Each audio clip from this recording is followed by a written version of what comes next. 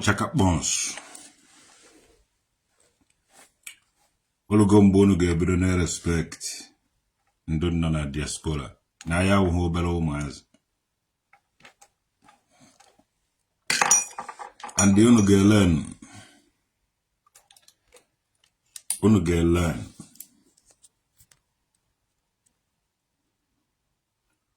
Unu get learn.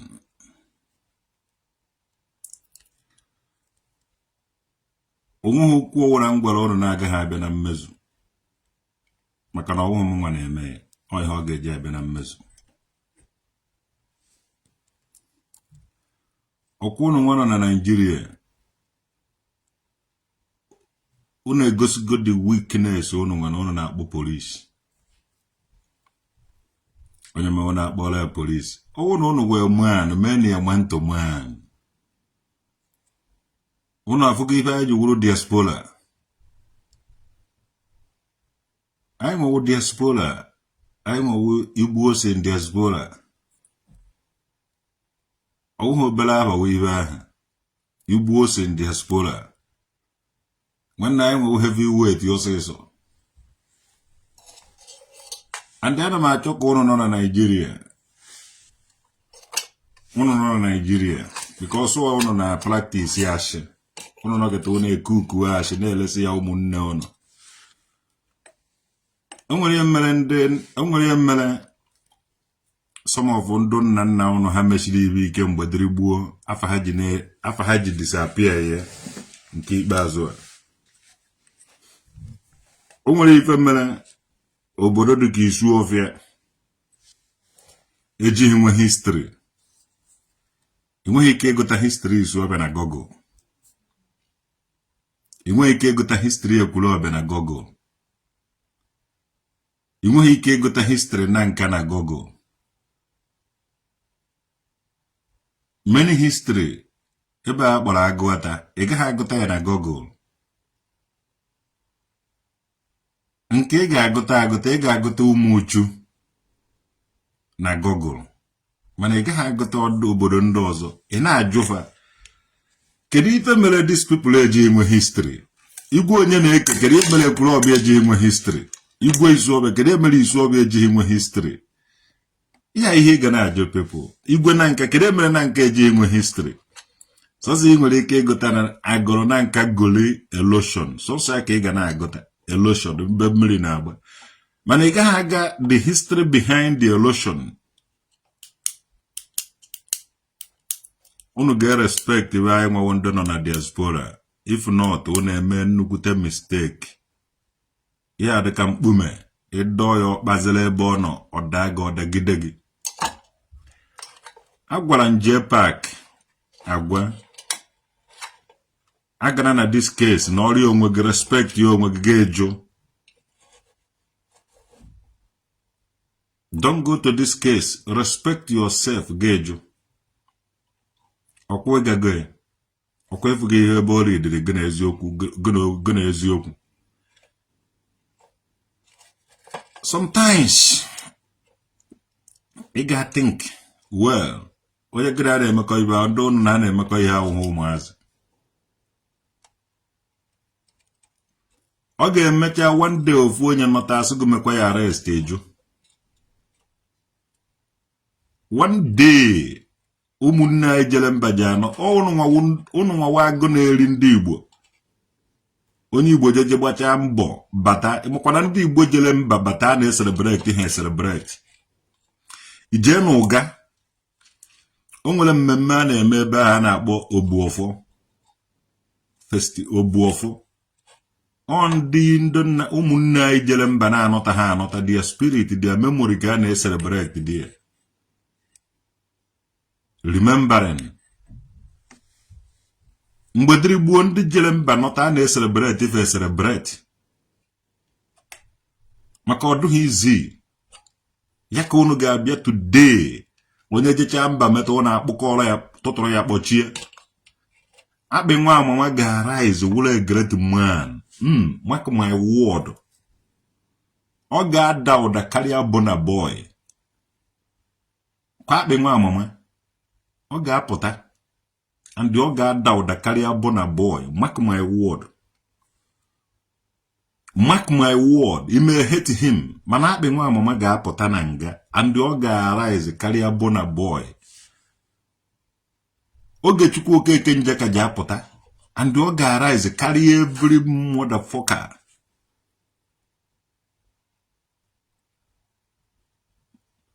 Onye ba ije cho obodo ibe no to na akpụrụ ya gbochie. Ọ dapụtago ụnọ n'ọnụ anyị afụgo ebe ife na-eme ụmụnne anyị isi. Ọ ga-akara gị mma na ijere kụba egwu. Ọ ga-akara gị mma na ijere lụba mekanik. Ọ ga-akara gị mma na ijere kpụba blọk. Ọ ga-akara gị mma na ijere chụọ ọrụ aka ị na-alụ karịa isi ụmụnne anyị ime. A lot of things are fall go apart. And they agaghị take easy with onye ọwana na-eri ụmụnne anyị. I won't threaten.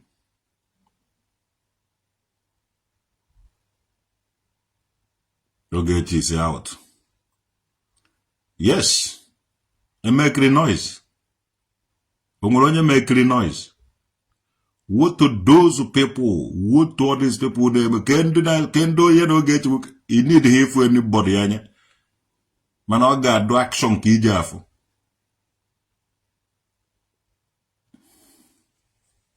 Yes. It's like a wind. You can't see the wind, but the action.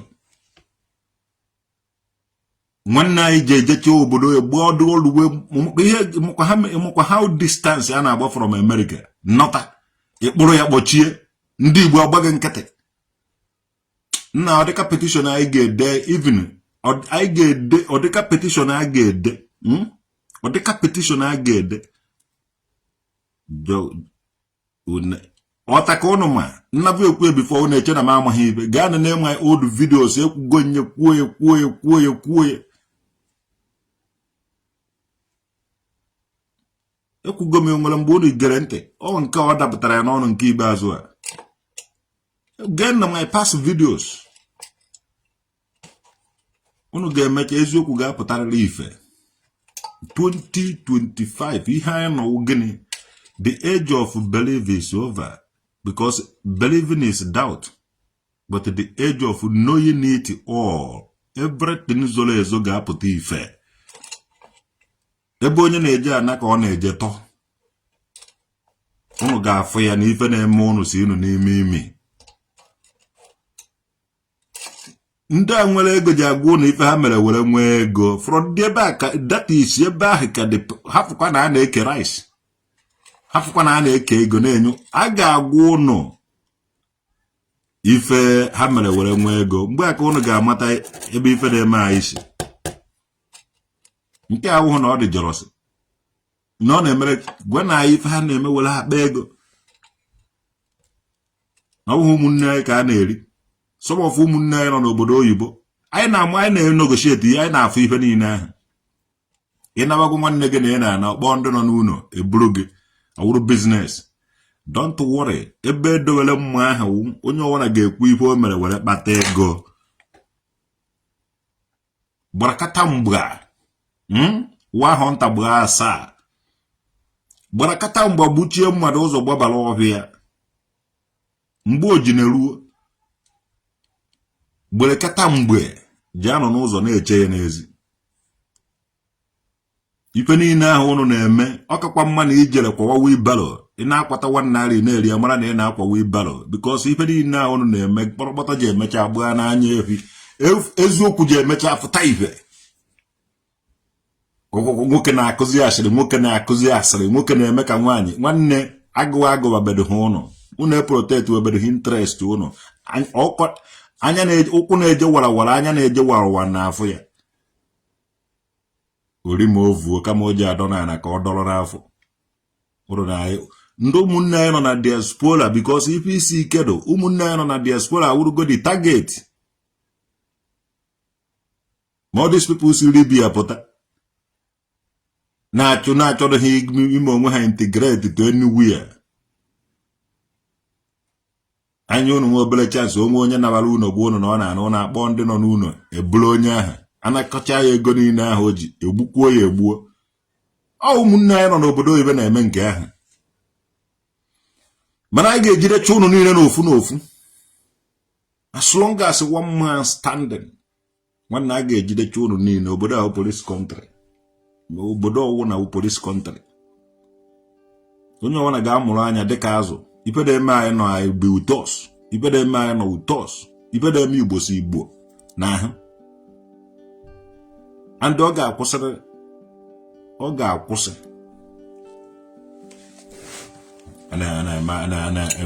anyị jecha ọbụ abịaghị anyị tag ya anyị sọnte nwere anyị ka ije jekwuru Nigeria police nwanne bụ sọ ọnwụ na nje ejegide ije gbagide ọsọ ofu onye nwe anwa metụ m aka that day ka ọ ga-ebido from that place bọs wa nke m nwa anabeghị m eme ya Enugu ya stand nwanne nweta ga-amụha nga ọra icheasị ya ga-akwa ike ka a na-ebute chena ụmụ kịrịkịrị ibe ahụ na-eme ụmụ kịrịkịrị otu ahụ na-aba n'Afrịka ka ọwụ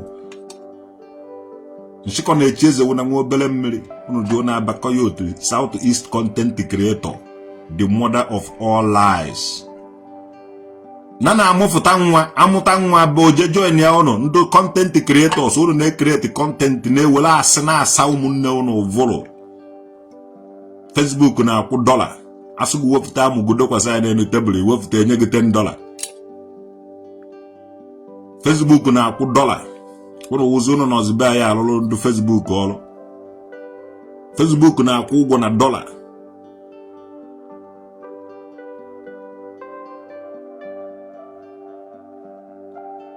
nwanne over 6 million Biafrans nwụrụ during the Biafran Civil War and over 4 million Biafrans nwụrụ after the Biafran Civil War. Altogether more than 10 million people nwụrụ. Biafra were spirit. You can't go anything now free. That is spirit is very powerful. Over 10 million Biafran spirit nwụrụ. Ha chọkwara na egburu ha n'ike. So ha na cry for vengeance. So no ya mere ya na adọpụta ha ife ha na-eme. How many people egbugoro like that? Ejire ga-asị gị na YPOB tag ya go ofe ihe vuba ga ebe ahụ gbufuo gị. Like him, like George Onyibe, onwere ibe dị iche mmadụ na-aba. Unu anaghị ebe ka ife na-eme unu si, ebe ka ife na-eme unu si. Mana unu na-afụ ya, mana unu anaghị recognize ya.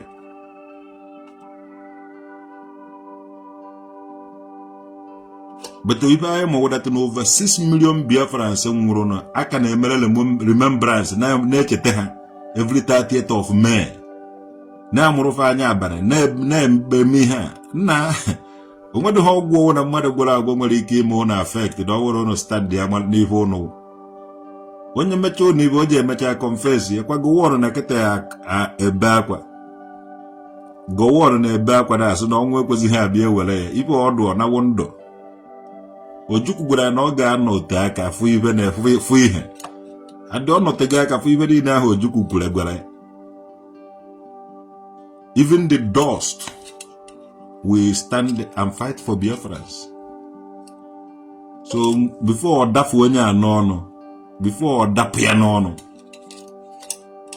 aso okwu dana ho no ntutu ala ahụ mana gwa onye na-trade under the Biafra under the emotion of Biafrans.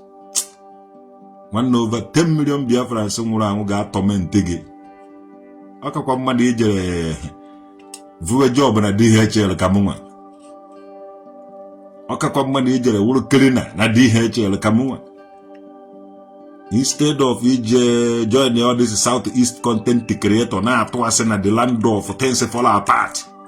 One of these people ama ife ha na-eme onwe akwa afro American dollar. Na-ele ụmụnne ha to slavery of lies. Slavery of eweta anọgịta form of ihe were dia media gbasasịa ya everywhere.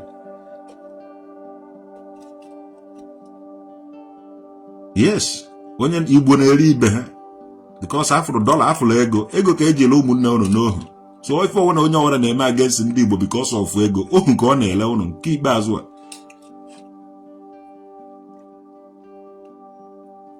mana o nwere ife kafe ike. Ụfọdụ na-egbu ehu were achụ aja, ụfọdụ na-egbu ọkụkọ, ụfọdụ na-egbu ibe niile, mana ọ bụrụ over 10 million Biafrans nwụrụ during the Biafran Civil War and after Biafran Civil War. Ọbara bado more precious than ehu na ọkụkọ na ibe niile ahụ ji achụ aja. Sọsọ ihe na-edere nwere ha kandụrụ. Kpọọba na oli na afọ na nkwọ na eke. Sọba jebele gị ọgụ ebe ọ na ị chọrọ ka ba nụọrọ gị ọgụ. As long as ikwu n'eziokwu efe ihe ji eme onye ahụ na-egburu gị nama ma ọ na-egburu gị ọkụkọ. Na-eji achụrụ gị aja ife mee gị ife mee gị. Nwanne ife emechaghị anyị onweghị ife ọzọ nwere ike imekwa anyị again. Ọgụ biri with no victor no vanquish. Everything emechaghị anyị. Things ife emechicha na anyị. If we cool down, ọwụ mmiri zocha o ji agbacha. Just only you need to cool down and keep on moving. Your blessing will find you along. Ọkwashiọkọ, anyị survive go. Gani, I survive go. Abandon property, I survive go. 20 pounds, I survive go. Nobody cares, I survive go. So, oberono na anya ụmụazị. Why you need to make telonya mgbe dịka o nwere ihe dịka ọta ka amụrụ anyị. Nwanne anyị nwere 3000 years of history. Anyị anaghị agba ọsọ. We stand gidigbam. Ebe onye nọ nọchi ike na-emere onwe ya ibe. Ebosi ọkụ nyụọrọ awụsọ ọwa soja go soja come barak still remain. Amụrụ ya na this history. Adomuhe onye nwere ike iwezuga ya na this history. Ọzọgo na-eje agwa Nigerian police na-eje agwa Nigerian police. Onweghị onye ga-eme wefu nwaanyị from the history. Everybody try their fair. Ofu ibu unu ga-ama unu onye na-achịrị gị ọchị. Onye nwere na-achịrị gị ọchị na-egbu gị. Maka aka nni na aka ekpere na ofu ahụ. Mmadụ nye gị aka ekpe were aka nni merụ ọgụ ahụ. Onye gị aka nni were aka ekpe merụ ọgụ ahụ. They don't work in the same. Obi dị ahụ ha obi dị ọzọ.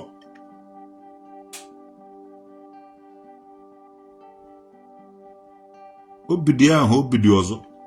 Mana ofu iwe ka nna awụọ n'ụlọ. Respect in all these diasporas. Respect in ha. Respect them. Ebe ahụ ka unu ji ejecha ije ofu ụlọ ọnụna. Ebe ahụ ka unu ga-ejecha ije ofu ụlọ ọnụna. Respect in ndị Igbo nọ na diaspora. Mba unu nwawo ndị Igbo nọ na Nigeria. Ka ibe ofere ọla alọ zuoro unu nni. Unu egosi na ha na unu ma ife. Gosi na ha na unu kawo ụmụnne fe ahụ. Remain unu truthful.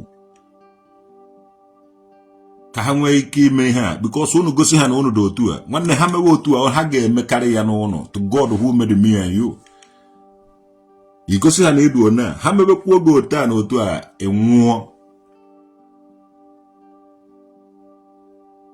Onye na-ewu na iwe na oge echi Okeke Njaka na ashine. Mgbe ọ na-ata afọ nwere onye so ya ata afọ. Ka ọ akpị nwa amụma. Ịma ife ọ pasịrị through were wụrụ akpị. Ka iche na a na-awụ akpị just like that. Amụrụ ya ọwụrụ akpị. Tekikwe serious time otu unu si akpasu anyị nwe iwe. Anyị nwe ndị nọ na diaspora. Because ọwụ na ewepụta ihe anyị bụ na file. Nwanne anyị goro people from different places were replace ya n'Igbo ahụ. Mee ha empowerment. Nye ife ọ na-achọrọ ha ekpochafụ unu dị ya. Respect ye na onwe unu. Na unu amaghị ife unu na-eme ihe a. Ọ because of ndị anọ na diaspora. Ya nwe mere ndị mmadụ ejibe ekpochafụ unu na ana Igbo ahụ. Unu nwere World Igbo Congress. Ka unu oche na ọha na eze ndị Igbo na-ekwu ihe.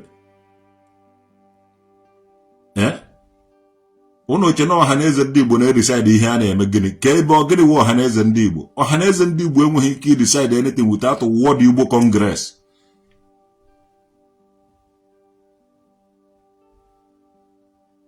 Ọha na eze ndị Igbo nwere ike kwucha World Igbo Congress ekwugharịa nke ahụ World Igbo Congress kwuru ka a ga-eme.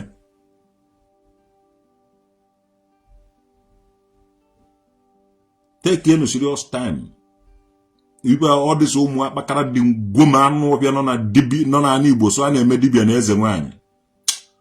Ọ dịka ụnụ amụ ha na bọsị amụrụ dike na mba ka amụrụ ibe na nke ahụ na outside ka ụnụ si ike na ọwụ na ụnụ siri ike akara iweji ụnụ outside. Unu na-ezuzu. Unu na-eme dibịa na-akparị ndị nọ na diaspora. Nna anyị ka unu chọọ na-eche ụzọ date time and the venue ka anyị kpochasịa ibe ahụ replace ya. anyị nwa na outside ka unu nwa.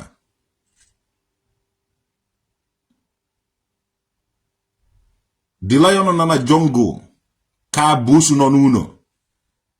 Sọsọ aka ebe ka o ji eji cross ya busu ahụ nọ n'ụlọ. Unu nwa nwamba na-awa anyụ nsị ewere aja kpochie. Ndị Igbo nọ na diaspora ka wee ezigbote eze nwaanyị karịa ọdịsị anụ ọbịa nọ n'ụlọ. Ndị Igbo nọ na diaspora ka wee eze mmụọ na eze dibịa karịa unu nwa anụ ọbịa nọ n'ụlọ. Ọkụkọ unu ji ejide nwa ọkụkọ. Unu na-anyụ pịrịpịrị na-anyụ nshi na-anyụ nonsense. A na-eweta ọnụ gịnị ka unu na-eme nwuru?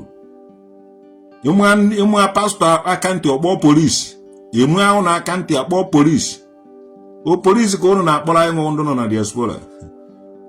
Uche na unu wee man, kedu ebe unu ji kwụrụ with the polisi? Ịmana polisi anyị nwere hia karịrị polisi unu.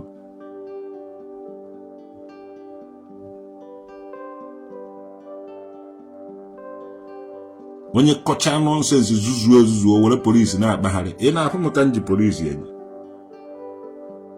Na-agara onwe m ana m ejere onwe m. Nwee gbasara m na polisi.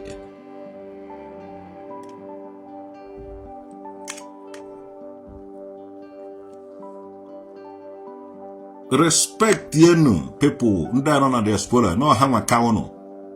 Ọ bụrụ na iwu nze na ọzọ na ị nọ n'ụlọ. Nke ahụ na outside ka gị. Ọ bụrụ na ewu ife ọwụ na ewu ịnọrọ n'ụlọ, ịnọrọ na Nigeria, nke ahụ na outside kago. Ịchọ gị try ya. Ọ ndị Igbo, ndị gbasiri ike na-eje mba, nnọta ndị agbasighị ike na-anọ n'ụlọ.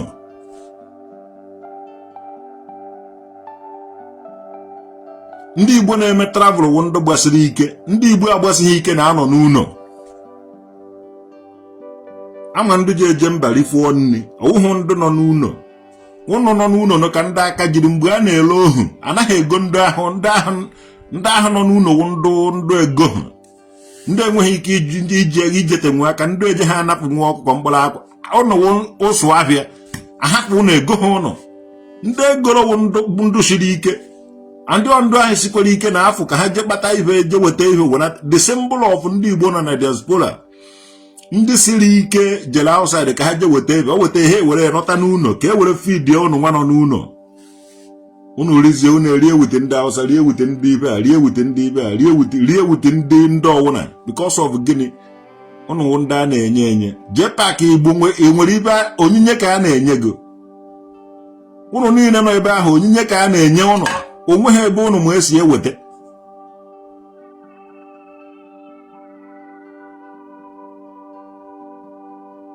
Onwe ha ebe unu ma esi eweta ife ọwụna. Ndụ siri ike ka a na-ewefu na mba.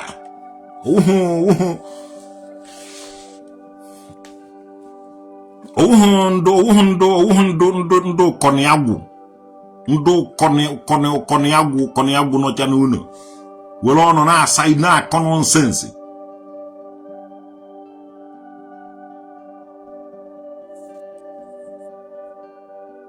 Ụnụ ndị ọchụ na-anyụ anyị nọ hia na-apịrị ya life with them ọsịsọ. Anyị batazie n'ụlọ asụzụ ewere polisi dukatị ndị ọwụ na-eme Holy Ghost fire, Holy Ghost fire, Holy Ghost fire. Olu mgbe a gwara ka ha were polisi ka ha gbaa Holy Ghost fire ahụ ka anyị nwa nọ na diaspora ha agbawa polisi. Ma ndụ dibịa wanọ na-akpọ polisi. Emecha ụra asụ ndị ọcha mere ụnụ nke ndị ọcha mere ụnụ nke ọzọ. Ọrụ na-akpọ polisi, ọkwado ndị ike adịghị na-akpọ polisi. Onye ike dị tụtụrụ ọkpọ dụwa mmadụ ọnụ.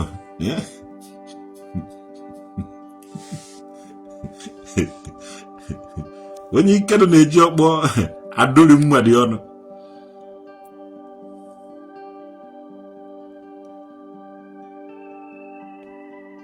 So na ike dogo ọkpọ ka iji eji dụwa mmadụ ọnụ. O nwere ndị a na-akpọ ndị ọbụla ọgụjụ nri.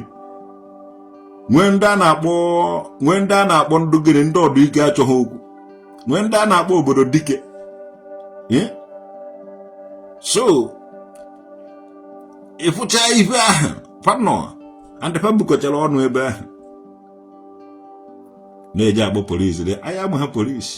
Ana akpọrọ anyị polisi akpọ because ibe anyị wụ omenọ anyị na-emechi ihe ike anyị mesicha ihe ike eje kpọrọ anyị polisi anyị anaghị anụ kpakam ọnteri anyị emechicha ibe ahụ anyị chọrọ ime ịkpọziere anyị polisi na-agụrụ anyị ibe anyị mere.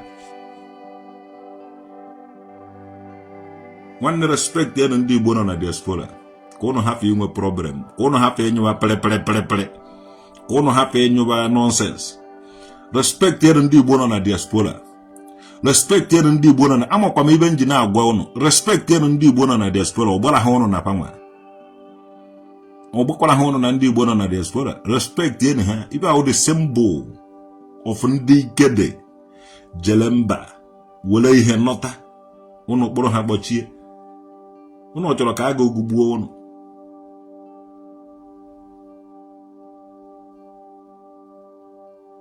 Ndị kede oge a na-ele ohu nwanne enwere ndị anaghị akpatụ aka ijenwuhe emere ijenwuhe cross gwuhiri bedaija eje ha ego gị ume adọghị gị ije ha cross ma onye ọcha gorogo oje ha ije ha enwụna ya n'ụzọ. Ndị kede jepụla ejepụ. So ndị Igbo nọ na diaspora from today anyị na-akansụl onweghị onye Igbo ọwụna jecha obodo ebe nọta onye Igbo akpọkwara ya polisi again. Yap, onye mee ya anyị apụtafu onye ahụ. Onweghị onye Igbo nọ na diaspora a ga-akpọkwara polisi again. Asụ ịkpọrọ na onye Igbo kpere mere ụmụazị be anyị nọ n'unu abịa fụta ya maka ọ dị afụchọ ka unu ji egwu nwanne gị ọ nọ n'Amerika. Before onweghị onye ndị Igbo anọghị n'Amerika like that. Kịta anyị nwere ndị Igbo nọ n'Amerika and I'm proud of it. Ejemo mgbomgbo ọgụ ejemo obodo nwere ego mgbomgbo ọgụ Uchenna nwanne m nọ n'Amerika. Ogechi Okeke Njaka nọkwa Amerịka mgbomgbo ọgụ ka njukere gị Ogechi bụ ọ nọkwa Amerịka.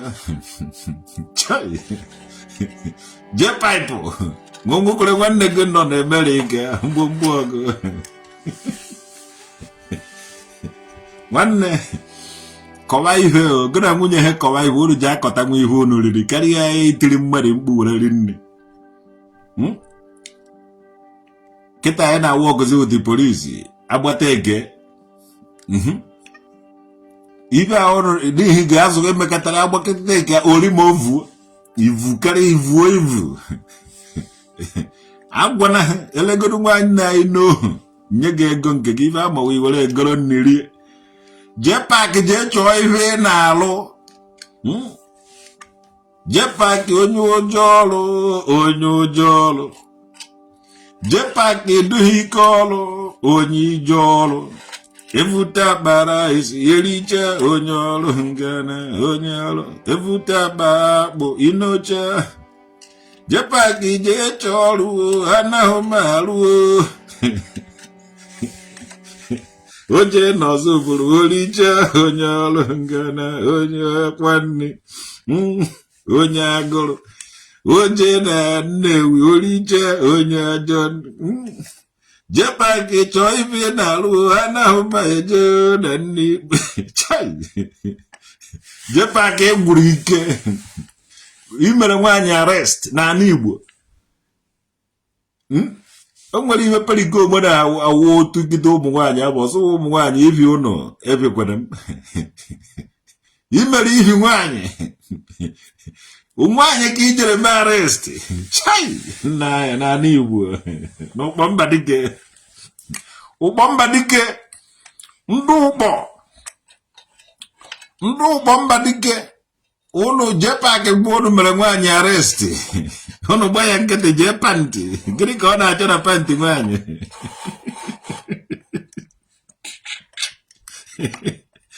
ya na onye ọkpọntụ vileji anaghị m arụ na Facebook fụrụ m n'anya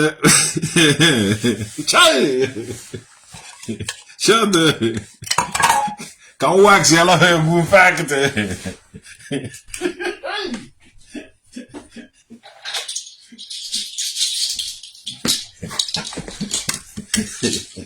Hey, Ejadele ngalala ngala tete. Jpac Facebook follow nanya onyolo ngana onyojolo. Facebook follow ya nanya onyolo ngana onyojolo. Onyo evuta bara hisi horita. Evuta babi hisi horita onyo. Jpac je cholu ana umeje na Facebook nanya. Ego Facebook atoka.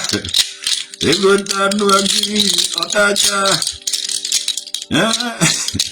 Ebu onu kenyi otacha onyolo ngana.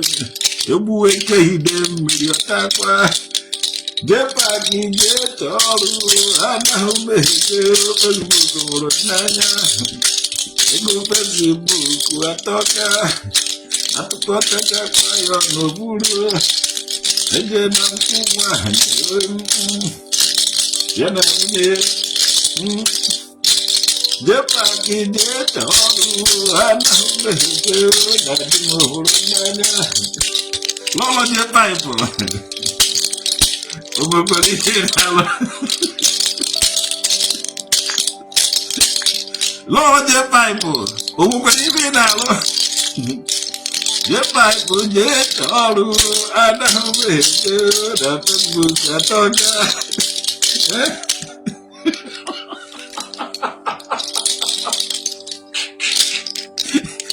Jpac ebidogoro kunye ya na Facebook. Jpac nwere shop na abo. Obidogoro kunye ya ahia. Jpac chief of staff go ji bido ahia. Oso puta Jpac comedy. Bido zero kunye ya be na lo chief Jpac. Anjani na Facebook na ahia.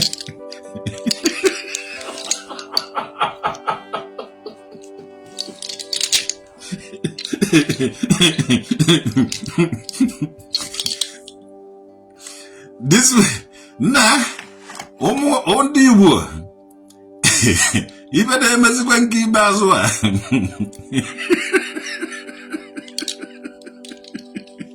Each page is a shop. Jpac is a shop now, boy, but a girl, you are going to shop it. Na Facebook onwe ebe ha na-alụ ọrụ ya nkwa ogbu to eshi akwoti na Facebook ọkpa akwoti na Facebook ife ọrụ mere oti na Facebook ba nchawa ahụ ya na-akwụ ya ụgwọ na $. Na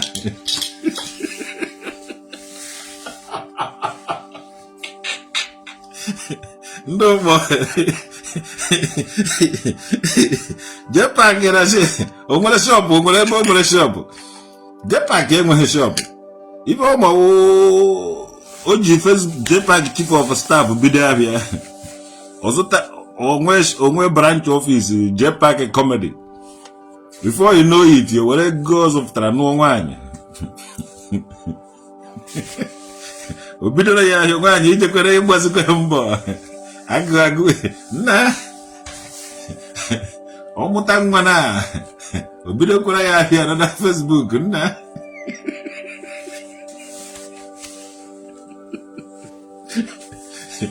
Nna traditional ọ mụta nwa ya nwoke Facebook, nwa ya nwaanyị Facebook. Traditional nwoke dị ka o ruru mgbe a na-eje obodo oyiwe. God hara ma jewara obodo oyiwe. With the hope na ọnọtọ chịkọrọ akwụkwọ chịkọ ya ndị ọ hafụrụ ka ndị ọ hafụrụ usoro ejebe obodo oyiwe. Na after na ọnọteziri ya ka o tere ije ahụ tere traditional nwoke dị aka. Mgbe o jizi nọta onye ọ gwara bịa ka ọ gbaje ya obodo oyiwe ọ sị ya mba ọ naghị eje ka ihe ya nọrọ. Ọkụ ibe ya nọchara more than 50 years before ọ nọta ka iji achọ ka ị gbara ya je ya chọbeghị ịnọ ọhịa. So Jpac ịgba na-erute ochukwu anyị mere na travel. Ịbụ na Jpac nọ n'ụlọ na-ewerekwa $. Ọ nọ n'ụlọ Facebook na-akwụ ya ụgwọ na Nigeria with $. So o bidogoro nwunye ya ebe na Facebook. O nwere shop na abụ. shop nke izu Jpac chief of staff nke bụ Jpac comedy ọnụ nwaanyị emepe arada shop lọlọ chief Jpac iwe shop nwunye ya and ya na-agbata ego di ya kịta ọ dị ka ebe ahụ na shop nwunye ya ka ahịa n'azụ maka na uto ihe o kwuru n'ọnụ ndị ahịa na-abịazi na Jpac chief of staff and the comedy ịgbana na ọmana ibe atọrọ nkọta n'anya na comedy ọ na-awosi from comedy kọchọwa okwu kpọwa polisi so na nwunye ya na-emewezi ọfụma na ife Godwin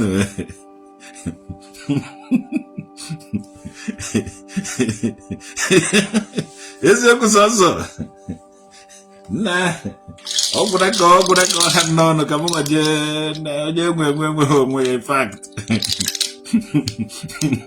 onye enwe onwe ya ọmụ ka a na-akpọ traditional nwoke dị ụla dụ n'anya ka njedowe isi n'ala bifo ndị mmadụ eche na ewere gom Igbo ṅụsaa isi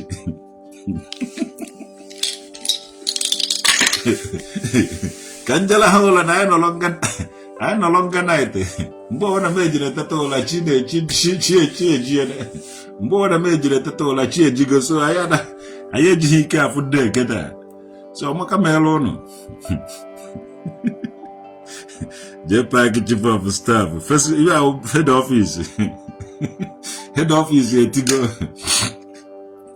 office etigo kemgbe ya na gọvanọ Eziokwu ka ọ gọvanọ okwu asị jiri kwucha ebe a kwuru ụmụ IPOB niile n'ebe ahụ ewithdraw achago from the page so ebe anọzi kịta na-awụ ebe anọzi kịta awụ na lọlọ Jpac chief of staff Jpac his resemble Cubana and his Kenya girlfriend resemble too na obi Cubana chief priest nwekwara ike kpụrụ m achọghị m ikwu na side achọghị m ikwu ụdị data Cubana chief priest ọ nnukwu mmadụ bụ ihe ahụ o mee command ya I like swag that man, that Cubana chief priest. I like him, just natural likeness. I won't know if I have a major gada side. I like it in the man, just natural likeness. Oh my woman, on I will tell you. Oh, maybe I would know what to do. Even when I'm working to do, may your own horse. So I got my brother.